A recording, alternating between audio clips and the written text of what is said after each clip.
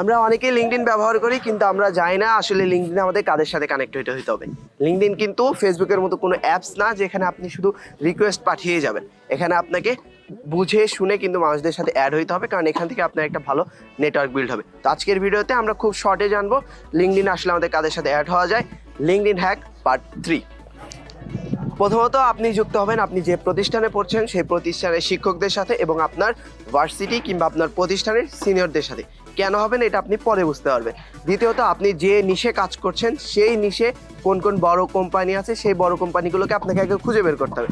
এখন আপনি খুঁজে বের করে কি ডাইরেক্ট ওই কোম্পানির ম্যানেজিং ডিরেক্টর কিংবা সিওকে কানেকশন রিকোয়েস্ট পাঠাবেন না, আপনি সেই কোম্পানির এইচআরদেরকে খুঁজে বের করবেন এবং তাদের সাথে লিঙ্কডইনে কানেক্টেড হয়ে যাবেন। তৃতীয়ত আপনি যে নিশে কাজ করছেন সেই নিশে কারা আছে, কারা এক্সপার্ট এই ফিল্ডে, তাদের সাথে যুক্ত হয়ে যাবেন। তাদের থেকে আপনি অনেক ভ্যালুয়েবল ইনসাইট পেতে পারেন।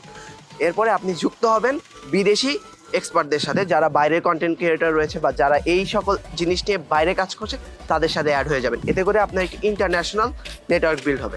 আজকের ভিডিওতে এই পর্যন্তই। নেক্সট পার্টে আমরা আরও বিস্তারিত জানবো ইনশাল্লাহ।